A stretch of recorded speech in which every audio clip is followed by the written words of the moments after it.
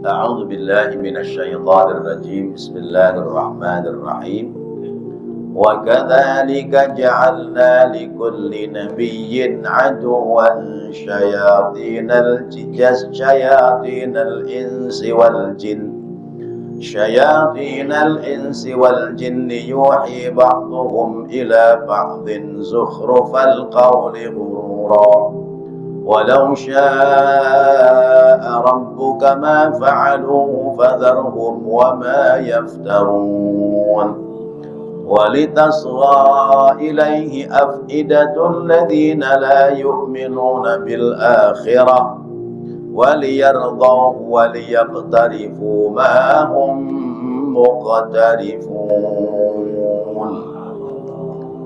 Bapak Ibu hadirin hadirat rahimakumullah, lanjutan dari pelajaran yang lalu bahwa orang-orang yang ingkar kepada Allah, sekalipun Allah mendatangkan malaikat untuk menjelaskan tentang kebenaran agama, mereka tetap tidak akan beriman kepada Allah sebab hati mereka telah tertutup dari jalan kebenaran Allah Subhanahu wa ta'ala. Maka pada ayat ini Allah memberikan berita kepada Nabi kita Muhammad SAW terkait dengan banyaknya orang-orang yang memusuhi terhadap Nabi kita Muhammad SAW. Jadi orang baik itu tetap ada musuhnya.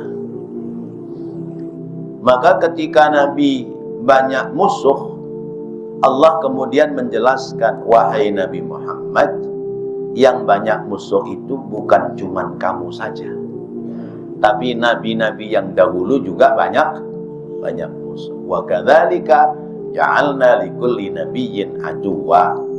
Dan demikianlah kami Allah telah menjadikan pada setiap nabi itu memiliki musuh. Kalau setiap nabi-nabi memiliki musuh, kalau Nabi Muhammad dalam rangka menegakkan jalan kebenaran itu punya musuh, kita orang yang berangkat menuju kebenaran kira-kira punya musuh apa enggak?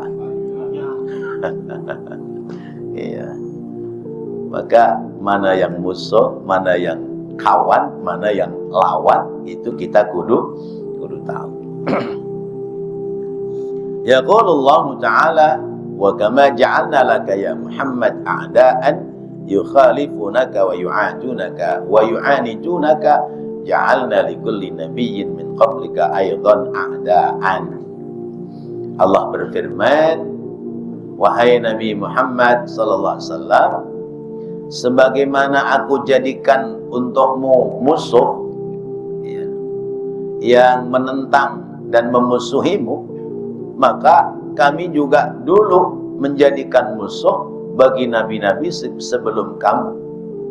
Karena itu fala yahzunka dzalika, karena itu kamu jangan bersedih hati, bahwa jalan menuju pada kebaikan itu pasti ada musuhnya, pasti ada rintangannya.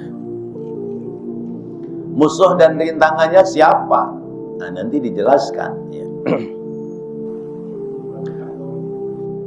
Di Nabi dan Rasul yang dulu Allah telah sebutkan dalam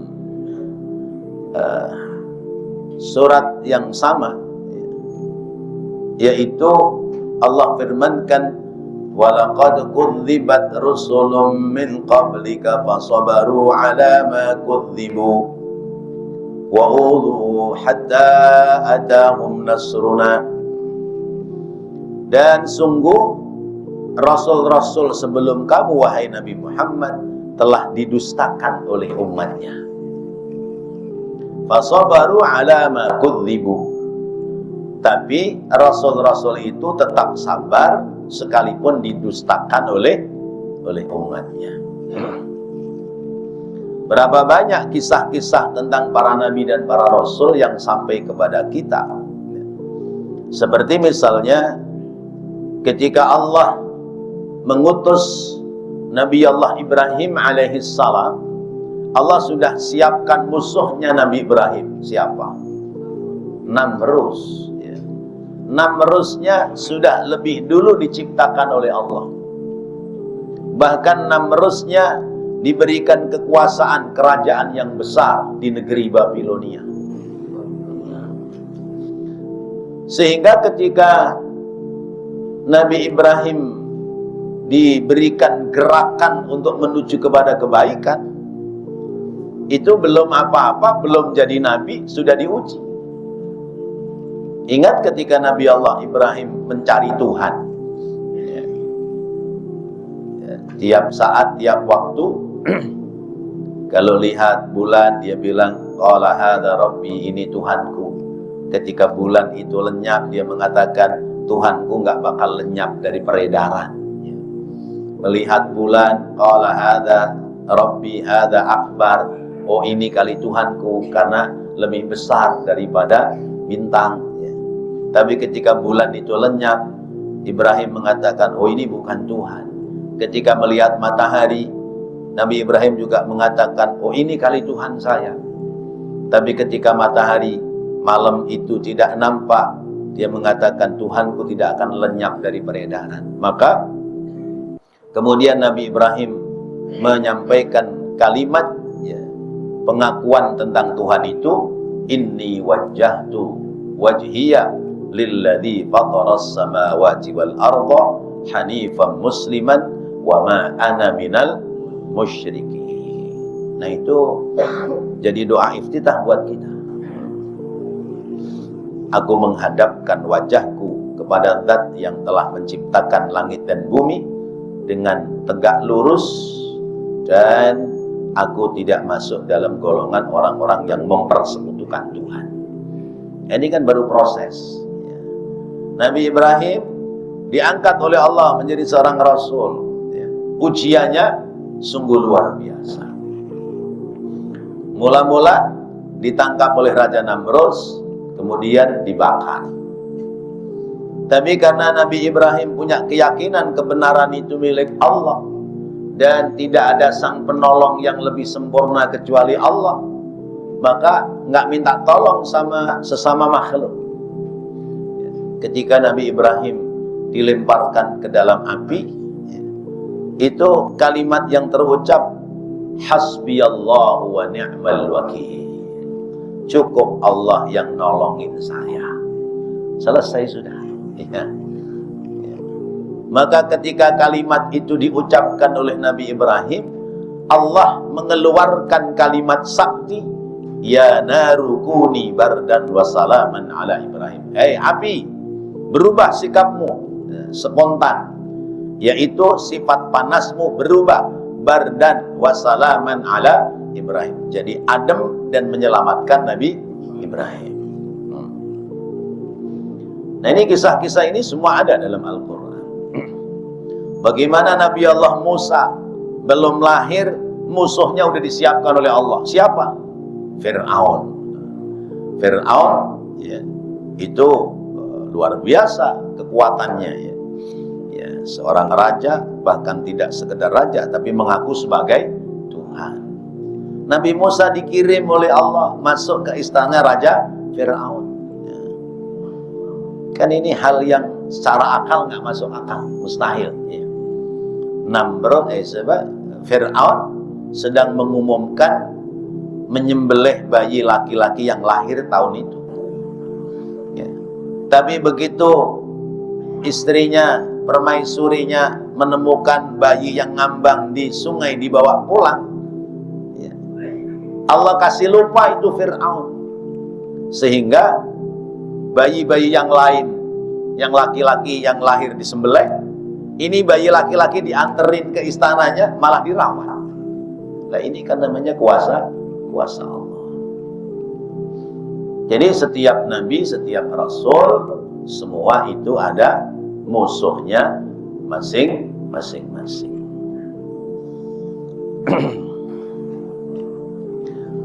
Ma yuqalu laka illa ma qad qila lirrusuli min qablik Inna rabbaka ladzu maghfiratin wa dzu 'iqabin alim. Ya. Fussilat ayat 41. Ma yuqalu laka, tidak ada yang dikatakan kepadamu wahai Nabi Muhammad, illa ma qad qila lirrusuli, kecuali apa-apa yang sungguh telah dikatakan untuk rasul-rasul min qablika, sebelum kamu. Tidak ada ujian yang datang kepadamu kecuali juga ujian itu telah datang kepada rasul-rasul sesudah kamu. Inna rabbaka ladzu maghfiratin wa dzu 'iqabin alim. Sesungguhnya Tuhanmu, ya, itu kan siksaan yang sangat pedih. Itunya habis, Bang. Nah, udah jadi, matiin aja. Ya, masih bisa. Inna rabbaka ladzu maghfiratin wa dzu 'iqabin alim. Sesungguhnya Tuhanmu itu memiliki ampunan dan memiliki persiapan siksaan yang sangat pedih. Orang-orang yang awalnya memusuhi Rasulullah, lalu kemudian mendapatkan hidayah dari Allah, akhirnya mengikuti Rasulullah. Seperti siapa? Sayyidina Umar ibn al-Khattab. Dulu kayak apa sebelum masuk Islam? Begitu masuk Islam menjadi, ya, kekuatan, ya, menjadi kekuatan dalam syiar ajaran agama Islam. Kemudian siapa yang menjadi musuh? Kata Allah, syayatinul insi wal jinni, ya. Likulli nabiyyin aduwan syayatinal insi wal jinni. Jadi setan itu ada dari golongan manusia, ada pula dari golongan bangsa jin. Dalam surat An-Nas dijelaskan, ya, ya, alladzi yuwaswisu fi sudurin nas minal jinnati wan nas, yang membisik-bisikkan pada hati manusia, mereka itu dari golongan jin dan golongan manusia. Nah, golongan jin, ya, percaya. Tapi golongan manusia, emang ada manusia yang jadi setan? Ada. Di mana orangnya? Oh, jauh. Terus muka-mukanya kayak apaan? Ya, muka-mukanya kan sama kayak kita, ya. Bahkan atributnya kadang-kadang nyamain kita, ngembarin kita, ya. Apa setan itu? Asyaitanu kullu man kharaja an nadhirihi minasyarri. Disebut setan adalah segala perbuatan yang keluar dari nalar kebaikan, yang berlaku nalar keburukan, itu setan, ya. Kalau orang itu melakukan perbuatan yang perbuatan itu nalarnya benar sesuai dengan kaidah agama, berarti dia bukan setan. Tapi kalau dia melakukan perbuatan yang keluar dari nalar kebaikan, mengikuti nalar keburukan, berarti dia setan. Kalau begitu, kita pernah jadi setan dong. Iya, kita pernah jadi setan. So, kalau nalar kita keluar dari kaidah agama, kita sedang jadi setan. Kalau lagi lihat HP kan kadang-kadang suka jadi malaikat, kadang suka jadi setan, gitu. Kalau yang dibuka YouTube pengajian, ya jadi malaikat. Kalau yang dibuka apa itu, flash disknya Sahroni kali gitu, ya. Iya, lagi rame itu flash disk putih, ya. Iya, tahu udah ketemu apa belum, nggak ngerti dah tuh. Tahu aja. Iya, ya media, ya. Jadi tahu kita, ya. Ya. Jadi ada golongan jin, ada golongan manusia. Manusia kadang-kadang jadi malaikat, kadang-kadang jadi binatang, kadang-kadang jadi setan. Kapan manusia menjadi malaikat? Manakala ruang hatinya diisi dengan berzikir kepada Allah. ketika ruang hatinya diisi dengan zikir kepada Allah, harokahnya adalah harokatul malaika.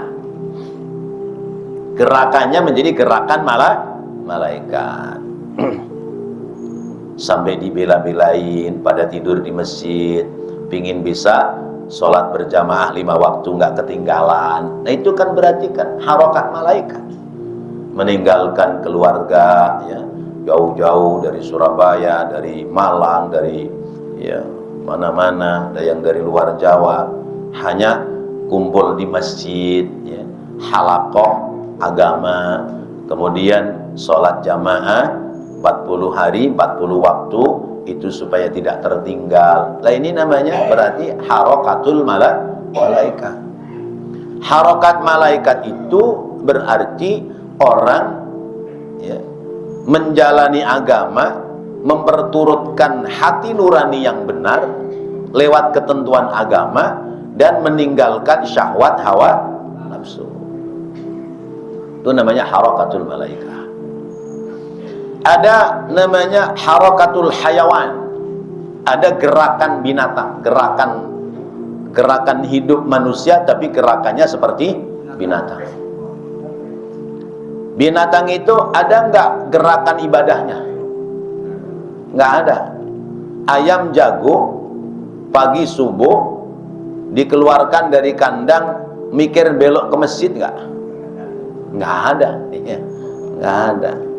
Iya. Kemana tuh ayam? Iya. Cari makan. Iya. Cari makan. Cari makan. Jagonya cari makan, babonnya cari makan. Ya, udah. Kalau udah kenyang ngapain? Uber-uberan. Iya.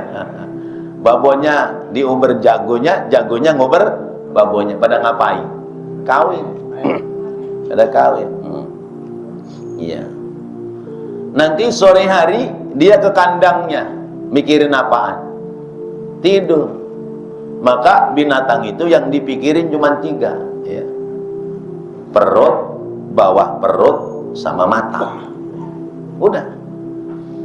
Pagi melek, ngisi perut. Kalau sudah kenyang, ngejar lawan jenis. Malam molor tidur, ngurusin mata. Jadi perut, bawah perut, sama mata. Itu binatang. Maka kalau orang dalam hidup yang diurusin cuman kerjaan, makan, ya, terus memuaskan nafsu sama istrinya, misalnya sama keluarganya, kemudian tidur, nggak ada ibadah barang sedikit pun, berarti harokahnya harokah binatang. Harokatul hayawan. Ada nggak yang begitu? Jangan bilang banyak loh ya. Soalnya di sini nggak ada. Iya. Luar sini mah, wallahu alam, saya juga nggak meliti satu persatu. Jadi ada namanya harokatul hayawan, gerakan-gerakan binatang. Ada lagi yang paling bahaya, namanya harokatus syaiton. Badannya manusia tapi gerakannya gerakan setan. Apa tadi kriterianya? Setan itu kullu man kharaja an nadhirihi bisyarri. Ya. Apa yang keluar dari dirinya adalah naluri keburukan, ya. Jadi dalam hidupnya yang dikerjakan adalah naluri keburukan. Nggak ada niatan berbuat baik, ya. Nggak ada, ya. Setan itu kan senangnya bermusuhan, ya. Sama orang lain senangnya musuhan, ya. Tipu-tipu, bermusuhan, menyakiti dan sebagainya. Nah itu kerjaan setan. Iya, menganggap jelek orang lain, diri paling benar, ya. Itu setan. Nah kalau kita, hidup kita itu yang kita kerjakan, berarti badan kita manusia tapi kelakuan kita kelakuan setan. Na'udzubillahi min dzalik. Pak Haji Kendar masih penasaran, kalau mati disolatin apa enggak? Kalau masih kelihatan manusia, solatin. Kalau namanya khair ya boleh khair lah. Kalau masih kelihatan manusia, solatin aja. Tapi kalau berubah jadi setan, Nggak tahu kayak apa itu setan, nggak usah disolatin. Ya Allah. Iya, saksinya khair, khair. Ya, Masya Allah.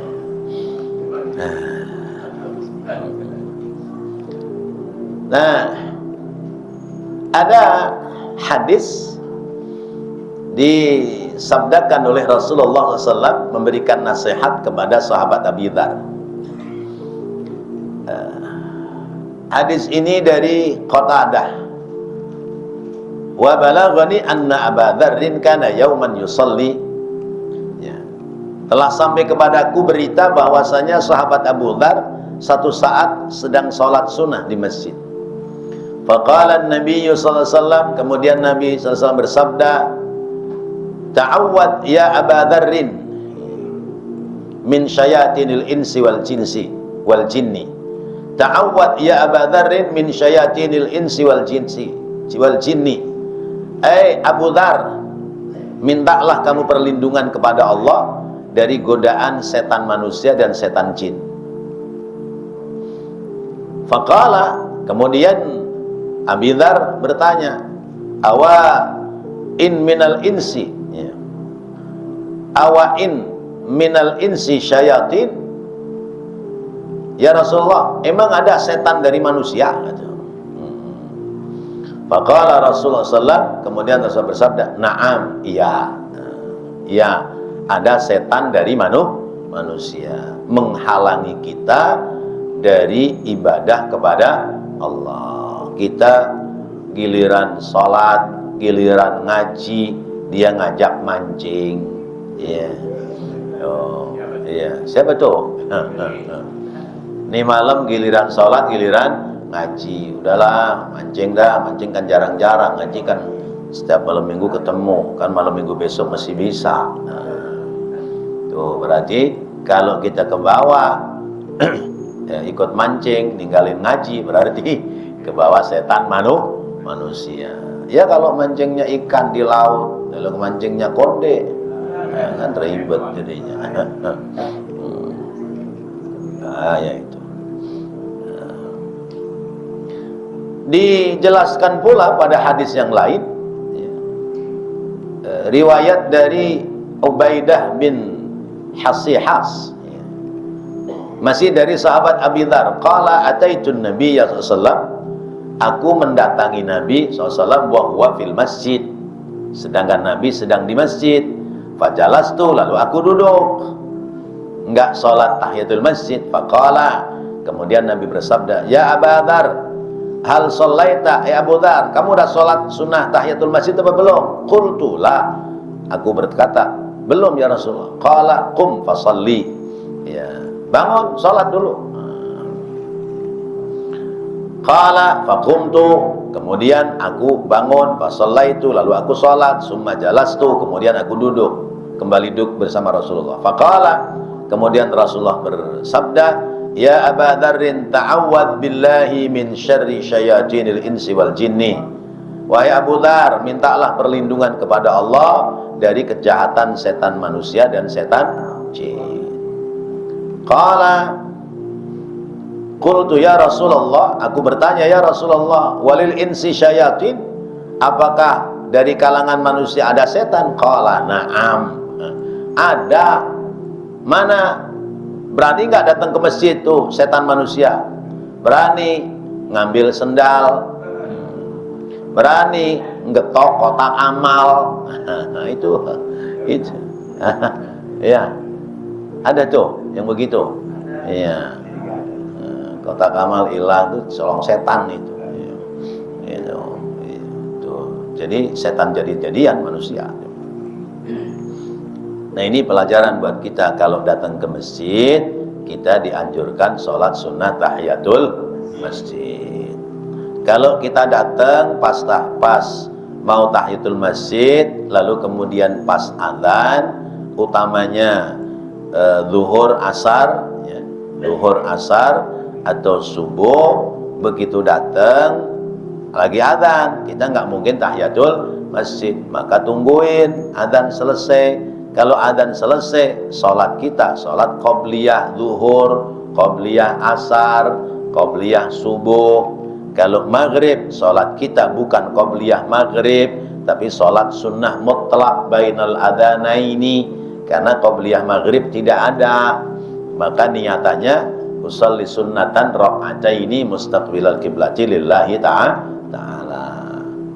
Maka tahiyatul masjidnya kebawa sama sholat sunnah qobliyah. Tapi kalau kita sholat sunnah qobliyah lalu tidak sholat sunnah tahiyatul, kita sholat tahiyatul masjid tapi tidak sholat sunnah qobliyah, berarti qobliyahnya belum dikerjakan. Gitu. Sama orang perempuan niat puasa 10 Muharram, tapi dia punya utang puasa Ramadan. Ya. Kalau niatnya puasa Muharram, Ramadannya belum kebayar. Gitu. Tapi kalau niat bayar bulan Ramadan, dikerjakan 10 Muharram, Ramadannya kebayar, 10 Muharramnya ikut. Itu begitu. Yang sunnah itu ngikutnya belakangan. Iya. Kayak Pak Ustadz Saudi, ya. Mandikan jenazah, istrinya almarhum ngomong, Pak Ustadz, semalam suami saya minta, belum sempat mandi meninggal. Minta apa Anda tuh? Paham ya? Ya. Ya. Belum sempat mandi, tahu-tahu habis subuh udah meninggal. Tolong Pak Ustadz Saudi, ya, mandikan dah. Mandiinnya sekali apa 2 kali? Ya. Ya, sekali. Mana? Yang pokok yang lebih tinggi ya memandikan sebab meninggal dunia. Itu bukan mandiinnya 2 kali. Ya Allah. Nah, iya, kalau masih hidup kan mandi dulu dia ya. Jadi seperti itu. Nah, Bapak dan Ibu yang dirahmati Allah, ingat-ingat bahwa ternyata ada setan dari golongan jin, ada pula setan dari golongan manusia. Mungkin kita pernah jadi setan. Kalaupun sekarang kita sedang tidak jadi setan, tapi pasti ya, kita ini akan digoda oleh setan. Siapa setannya? Kawan-kawan kita. Kawan-kawan kita tuh ada yang masih jadi setan. Itu, Masya Allah. Ya. Nah, Bapak Ibu hadirin hadirat rahimakumullah, kita hidup ini mengikuti tuntunan Rasulullah sallallahu alaihi wasallam. Rasulullah ada pada jalan kebaikan. Rasul-rasul sebelumnya mempertahankan jalan kebaikan. Berarti orang yang ada dalam jalan kebaikan pasti ada musuh. Musuhnya siapa? Ya setan. Setannya bisa dari bangsa jin, setannya juga bisa dari bangsa manusia. Maka kita ini diperintahkan berdoa. Kalimatnya Rabbi a'udzubika min hamazatis syayatin wa a'udzubika Rabbi ayyahdurun. Rabbi a'udzubika min hamazatis syayatin wa a'udzubika Rabbi ayyahdurun. Tuh, pagi 3 kali, sore 3 kali, supaya kita tidak keganggu oleh setan. Kemudian ketika kita mau wudu juga boleh dibaca itu ya. Tapi kalimatnya a'udzubillahi samii'il 'alimi minasyaitonir rajim ya. Aku mohon perlindungan kepada Allah, Zat yang Maha mendengar lagi Maha mengetahui dari godaan setan yang terkutuk. Tuh, boleh tuh mau wudu baca itu. Nah, setan jin dan setan manusia, kata Allah, yuhi ba'duhum ila ba'din zukhrufal qawli ghurura. Sudah waktu ya? Oh. Yuhi ba'duhum ila ba'din zukhrufal qawli ghurura. Mereka saling membisikkan. Bisikannya kata-kata yang indah supaya kita tertipu. Kata-kata setan itu indah. Coba ya. Setan ngomong begini, dunia itu nikmat ya. Akhirat itu susah payah. Milih yang nikmat apa yang susah payah?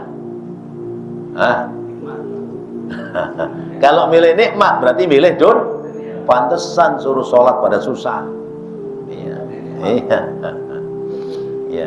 Dunia itu kontan, akhirat itu tempo. Pernah saya sampaikan ini ya. Dunia itu kontan, akhirat itu tempo. Bapak kalau dagang di kontan sama di tempo, enakan yang mana? Enakan di kontan ya. Kalau begitu kontan lebih baik daripada tempo. Kontan itu dunia, tempo itu akhirat. Berarti dunia lebih baik dari akhirat. Itu omongan setan. Lu mikirin ngaji lu, anak bini lu pada kelaparan. Iya. Sono kerja, nyari duit. Iya. Ngaji gampang, ibadah ntar belakangan. Cari duit dulu buat ngenyangin anak bini. Kan nyari duit buat anak bini kan ibadah. Oh, setan apa bukan nih? Setan itu. Akhirnya ngejar dunia nyari duit, ya, ibadahnya ditinggal. Tuh kata setan begitu. Maka kita kudu hati-hati. Ya. Masya Allah. Nah, tipuan setan itu kalau dalam Al-Quran di ayat lain ada kalimatnya al-gharur, ada al-ghurur. Ya. Kalau al-ghurur pakai dhammah, wa mal hayatud dunya illa mata'ul ghurur ya. Tiadalah kehidupan dunia itu kecuali kesenangan yang menipu. Nah, itu orang tertipu dengan kesenangan dunia. Orang makan sehari berapa piring? 3 piring, paling banter 3 piring iya. Lalu kenapa harus korupsi? Ayo. Iya. Makan sehari paling 3 piring. Ya, semahal-mahalnya berapa sih 3 piring? Nah, sampai 500.000 nggak? Nggak nyampe. Iya. Hah? 12 juta sebulan itu geblek udah. Iya. Beli beras sebulan 12 juta. Makannya bagaimana? Iya. Coba. Ya. Gaji udah gede. Iya. Udah puluhan juta, ratusan juta. Tapi masih korupsi. Berarti dia tertipu oleh dunia.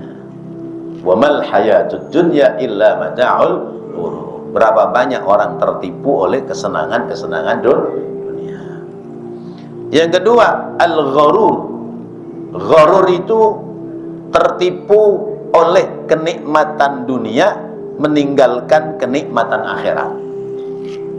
Tipuan yang dibuat oleh setan. Ya tadi kata setan, ya, dunia itu enak. Jadi udah dunia aja dah, akhirat ntar kalau udah tua baru tobat. Itu namanya gharur ya. Ada ghurur, ada gharur. Pelakunya namanya horor. Ya. Iya, gharor itu ya. Gharor. Orangnya disebut maghrur, orang yang tertipu. Maka kita harus hati-hati. Kita ingat tujuan kita dihidupkan oleh Allah ke dunia ini untuk apa? Wa ma khalaqtul jinna wal insa illa liya'budun. Suruh ibadah, maka jangan tertipu dengan kesenangan-kesenangan dunia yang ada. Jangan pernah tinggalkan ibadah. Kalau kita tinggalkan ibadah, berarti kita telah tertipu. Shadaqallahul azim. Belum selesai ini ya. Baru sampai kepada yuhi ba'duhum ila ba'din zukhrufal qawli ghurura. Insyaallah minggu depan kita lanjutkan kembali. Mudah-mudahan menjadi tambahan ilmu yang bermanfaat yang bisa kita jadikan amal kita sehari-hari. Amin ya Allah ya Rabbal alamin. Rabbana taqabbal minna innaka antas samiul alim wa tub alaina innaka antat tawwabur rahim. Rabbighfir warham wa anta khairur rahimin. Wa sallallahu ala sayyidina Muhammadin wa ala alihi wa sahbihi wa sallam. Walhamdulillahi rabbil alamin. Subhanakallahumma wa bihamdika asyhadu an la ilaha illa anta astaghfiruka wa atubu ilaik. Assalamualaikum warahmatullahi wabarakatuh. Waalaikumsalam. Masih bisa?